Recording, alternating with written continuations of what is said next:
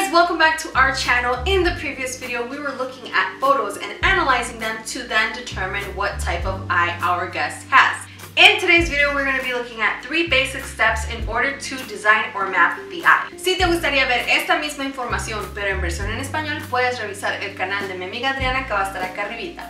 My name is Monica, I am one of the founders and English version instructors, and this is Nana and Mona.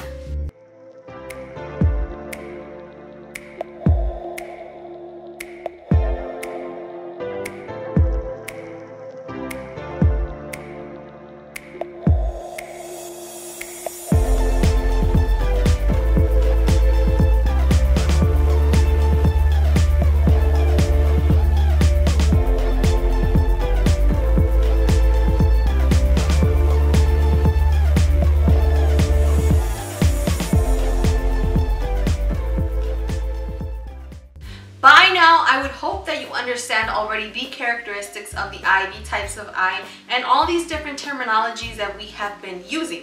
If you have not, then make sure to check in the link down below. You should find all the videos uploaded. In order for us to move towards creating a design, it is important that we follow 3 steps. Number 1 is the direction, understanding the direction of the eye. Number 2 is over the photo that we have already taken of our client, drawing lines and understanding what the different type of eye is. And number 3 is identifying a new line that we will be talking about today, which goes from the nose to the tail of the eyebrow. Horizontal direction. This horizontal direction is going to be traced from the inner lacrimal to the outer lacrimal. If you see that this line maintains a very horizontal 90-degree angle type line, then you will understand that these are horizontal direction. Upper direction. This line is also going to be drawn from the inner lacrimal towards the outer lacrimal. A characteristic that we will see here is that the line is going over the 90-degree angles, which gives them that upward direction. Downward direction. For this one, we are also going to be tracing a line from the inner lacrimal to the outer lacrimal. And what we're going to be seeing here as a characteristic is that it's going to be going slightly below the 90-degree angle. With this, we will determine that it is downward direction. Once we have determined in which direction the eye is going, now we can move on to step 2, which is drawing on our photo and understanding their characteristics and the eye type.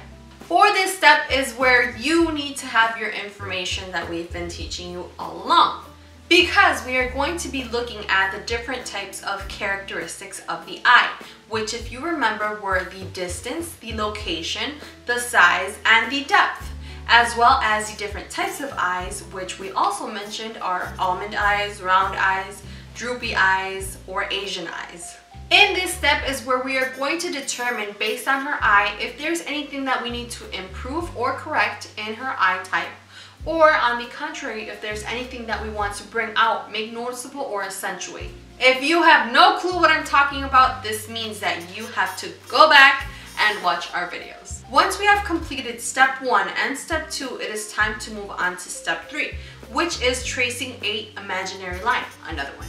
For this line, we are going to be drawing an imaginary line from the external part of our nose to the outer part of our tail of our eyebrow. Every set must have this line.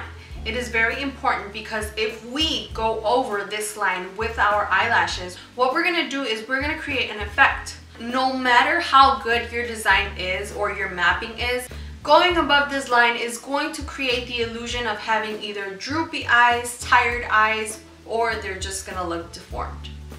Well guys, that concludes today's video. I really hope you found it informative. Remember that we are here every single Wednesday at 7 p.m. If you're watching us through YouTube, don't forget to subscribe or hit that like button, comment down below. If you're watching us through Facebook, make sure to hit on those 3 little dots and click the follow button so that you're notified whenever we post another video. We love you so much. We hope to see you in the next video. Bye!